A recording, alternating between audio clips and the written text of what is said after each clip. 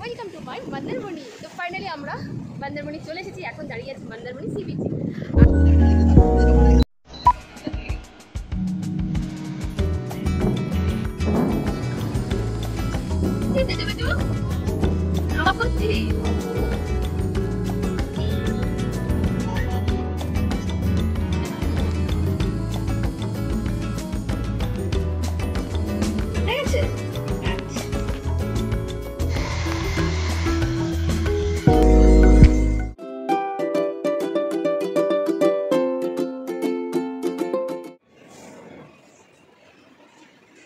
Good morning everyone.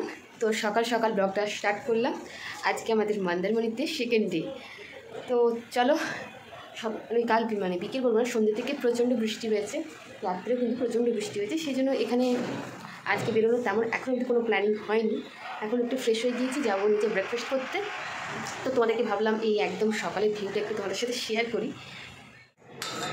আমাদের ব্যালকনিতে এই ভিউটা,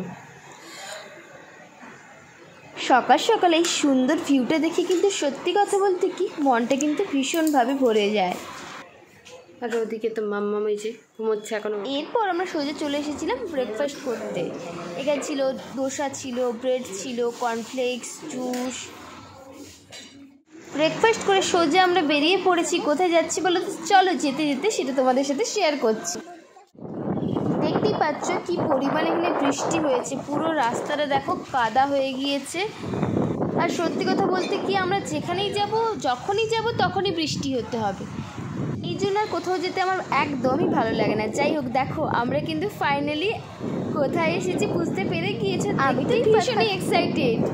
তোমরা কতটা আমার মতো এক্সাইটেড? ওয়াও, জায়গাটা কিন্তু অসাধারণ।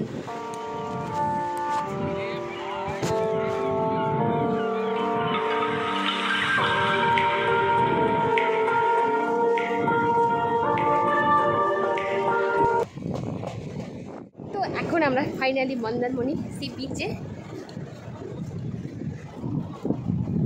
এটা অবশ্য আমার ফার্স্ট টাইম মন্দারমণি আসা।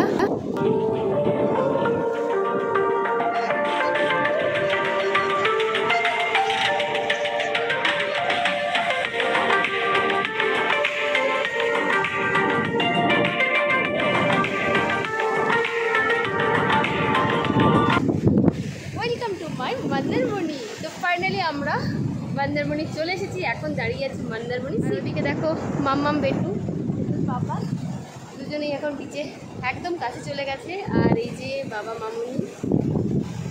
বাবা মামুনিও কিন্তু এসে কিন্তু খুব এনজয় করছে, আর দুজনে বেশ একান্তের সময়ও কাটিয়েছে অনেকক্ষণ। চলো তোমাদেরকে আরও একটা জিনিস দেখাই, মাম্মাম আর মাম্মামের বাবার কীর্তিকলাপ। কি আঁকছিস এটা বেটু? ড্র করছিস? এবার চলো আরও একটা জিনিস দেখাই। বলো তো এটা তোমরা চিনতে পারছো কি না? এটাকে কি বলে? কাঁকড়া তো দেখালাম, এবার মাছ দেখাবো না সেটা হয় নাকি? চলো দেখো, জালে অনেক মাছ পড়েছে। ঘুরতে এসেছি বলে কথা, আবার সমুদ্রের তীরে, সে কারণে মাছ তো কিনে নিয়ে যেতেই হবে, তাই না? বেশ কিছুটা পরিমাণ আমরা মাছও কিনেছিলাম। বিচ থেকে এসে আমরা সোজা কিন্তু স্নানটা সেরে নিয়েছিলাম। আর এখানে দেখতেই পাচ্ছ মাম্মামকে স্নান করিয়ে দিয়েছি, আর চুলটা কিন্তু ভীষণই ভিজে গিয়েছিল, সে কারণে চুলটা একটু আমি ড্রাই করে নিচ্ছি। ওকে কিন্তু সচরাচর কিন্তু হেয়ার ড্রায়ার আমি ইউজ করাই না, যেহেতু ভিজে রয়েছে, বাইরে এসেছি সে কারণেই। এরপর আমার পাকা বুড়ির কাণ্ডটা শুধু তোমরা দেখো। দুপুরে লাঞ্চের পরে আমরা একটু ভেবেছিলাম একটু রেস্ট নেব, কিন্তু দেখো আমাদের সব ভাবনায় কিন্তু জল ঢেলে দিল। আমার দুঃখের কথা আর কি বলবো বলো।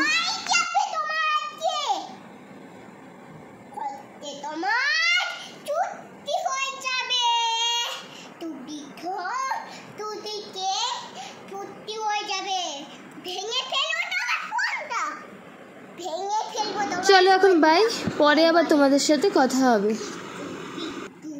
Hello everyone, good evening. এখন একটু বেরোনোর প্ল্যান রয়েছে, কারণ সকাল থেকে সেভাবে কোথাও বেরোইনি, ঠিক কাছে পিঠে একটু ঘুরে আসবো। চলো তাহলে ঝটপট করে রেডি হয়ে নিই।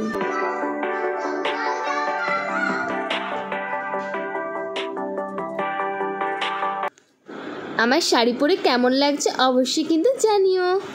এখন কিন্তু আমরা সবাই মিলে বেরিয়ে পড়েছি। কোথায় যাচ্ছি বলো তো? না এই ব্লগে আর শেয়ার করব না, তোমাদের সাথে শেয়ার করবো নেক্সট ব্লগে। ততক্ষণ অবধি তোমরা সবাই অপেক্ষা করো, তাড়াতাড়ি আসছি নেক্সট পার্ট। সবাই খুব ভালো থেকো, সুস্থ থেকো, বাই।